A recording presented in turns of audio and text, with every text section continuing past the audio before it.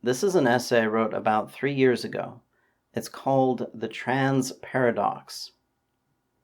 Consider the following statement. Trans women are real women. It is a required belief in the current year. We are supposed to believe that trans women are real women. Claiming otherwise is hate speech. Of course, this is crazy, and it demonstrates the insanity of Western culture in the current year. But the statement is more than just a blatant denial of biological reality. It is a semantic paradox. I'm going to call it the trans paradox. The trans paradox is similar to the liar's paradox. An example of the liar's paradox is this sentence is false. If the sentence is true, then it is false, and vice versa. Thus, it cannot be assigned a truth value. It is neither true nor false. It is undecidable. The trans paradox is also self-negating, but in a different way. If the trans paradox is true, then it is meaningless. The trans paradox negates its own meaning because the concept of a trans woman depends on the concept of a woman. More generally, it presupposes the gender binary. Trans woman can be defined in different ways, but all of them presuppose the gender binary. Here is the current politically correct definition from Wikipedia. A trans woman is a woman who was assigned male at birth. Trans women may experience gender dysphoria and may transition.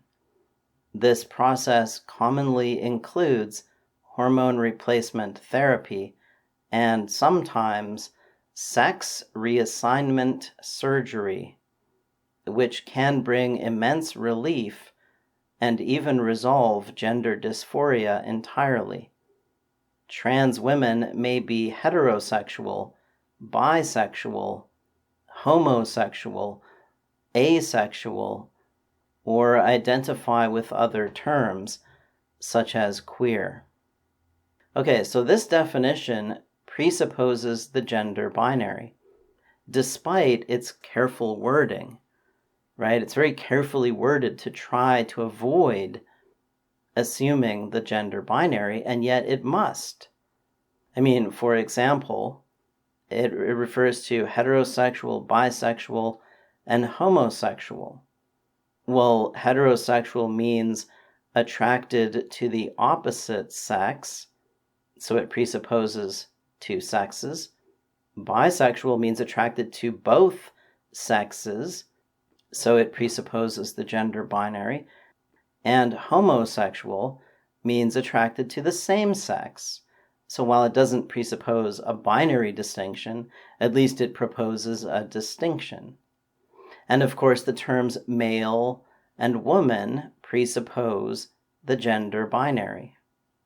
So it says a trans woman is a woman who was assigned male at birth. What does it mean to be assigned male at birth? Well, in almost every case, it means that the child was biologically male, having XY sex chromosomes and male genitalia. The doctor did not flip a coin and assign gender randomly. If male and female were random labels, then they would have no meaning, and we wouldn't apply them to anyone. Certainly no one would care about being assigned the wrong label if the label had no meaning. We all know that a trans woman is a biological male who was correctly assigned the label male at birth, but for some reason wants to identify as a female. It could be that the trans woman has a feminized brain, and for that reason wants to identify as a female. But that presupposes a psychological difference between male and female brains, a difference that normally correlates with genitalia and sex chromosomes. If a trans woman is a real woman, then what does woman mean? Could it mean someone with a female brain, regardless of genitalia and sex chromosomes? No, because whatever traits define a female brain, those traits are female precisely because they are normally associated with XX sex chromosomes and female genitalia. Gender identity presupposes the gender binary.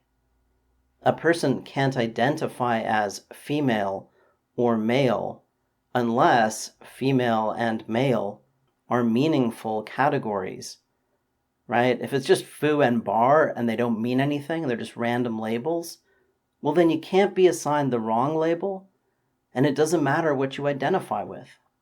Because why would you care if the label has no meaning? If there is no gender binary, then there is no way to go from one gender to another, or to be assigned the wrong gender. Surgically changing your body to fit your gender identity makes no sense unless that identity is associated with biological characteristics. If your gender is just whatever label you choose to identify with, then it is meaningless, and being transgender is also meaningless. If a male can be a real female, then there is no meaningful distinction between male and female.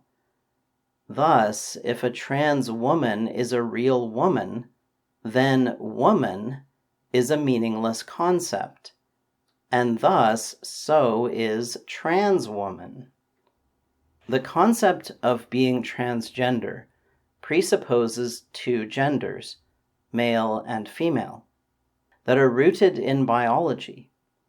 A transgender person is someone who has a discordant gender identity, such as a male who wishes he were female, or who wants to socially identify as a female.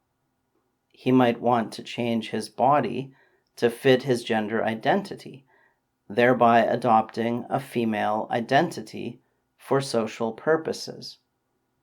That was the original understanding of transsexuality, as it was once called. It does not deny basic facts about biology. It is not oppressive or hateful. It does not imply that we should persecute trans people. But the current gender ideology rejects that view. Instead, we are supposed to believe that trans women are real women. Why? Well, basically because trans women want to be viewed as real women. Their desire is not simply to be accepted as what they are, gender dysphoric. It is to be accepted as what they are not, the opposite sex. And therein lies the catch. To the left, the victim is always right, and beliefs are evaluated based on how they make the victim feel, not on whether they describe reality. The left has declared that trans people are victims of society simply because they are not accepted as real members of the opposite sex. To remedy this, we must affirm the chosen gender identity of the trans person, even if that negates the concept of being trans and thus renders the exercise meaningless.